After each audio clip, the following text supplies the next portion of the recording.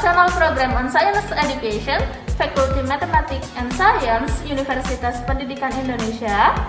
So here we'll conduct the experiment from the major structure and functions of plants, about to comparing the leaf, fruit, and also the stem, about the monocot and dicot.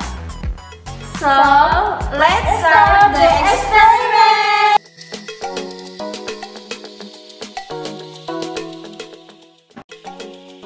So first, take the microscope.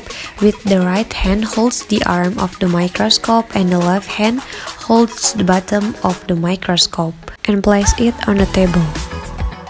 After the microscope facing the observer, connect the power source to the microscope, and after that, press on the button on the microscope. The sample on the glass object is placed on the microscope table and clamped with object clamp so that the glass object does not move during the observation. Load the microscope table using a macrometer, then adjust the magnification of the objective lens to be used.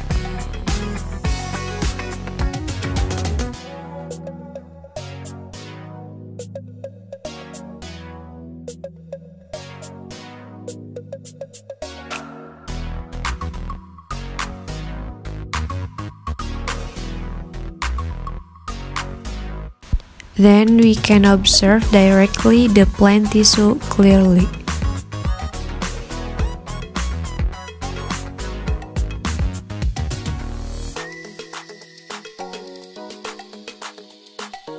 Here for the first object, we got Ficus MTS leaf, which is monocots.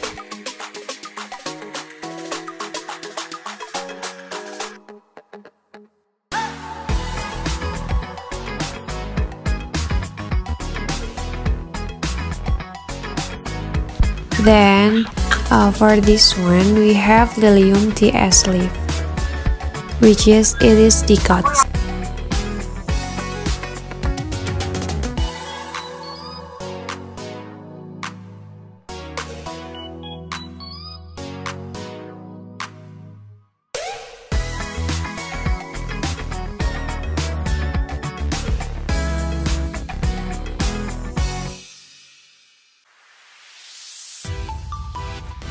And this one is Zeamys TS root, which is dicots.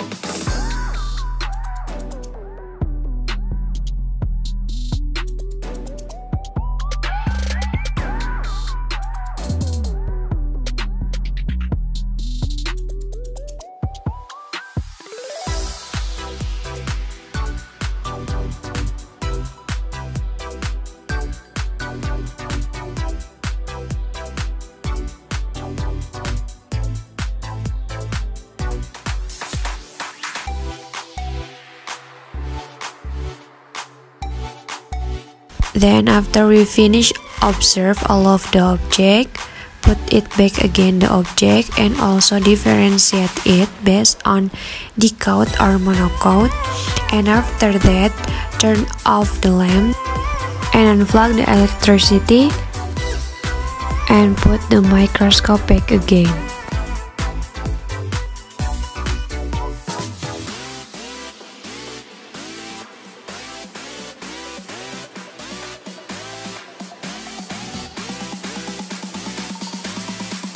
So the results show that Lilium TS leaf, Zeamice TS stem, Zeamice LS stem, and Zeamice TS root are included to dicot plants, while Ficus NCS leaf, Helianthus TS root, Cucurbita TS stem, and Cucurbita LS stem are included into monocots. After we have the result, we differentiate it into dicot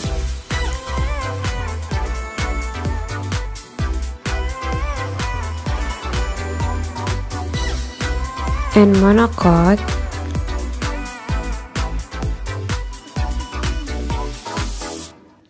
and after that we try to fill in the worksheet on the Canva, and we also discuss about our observations and also try to make a conclusion.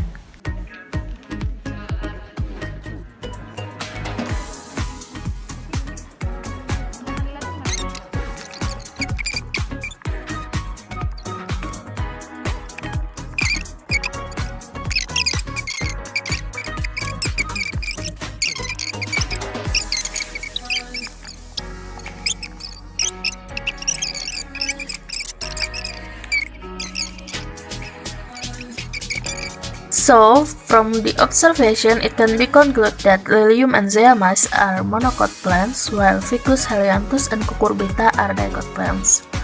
Monocots differ from dicots in 4 distinct structural features that are leaves, stems, roots, and flowers. But the difference starts from the very beginning of the plant's life cycle, that is, the seed. So, within the seed lies the plant's embryo. Whereas monocots have 1 cotyledon or vein, while dicots have 2. This small difference at the very start of the plant's life cycle leads each plant to develop phase difference. So for the first, the roots, fibers, and the taproot.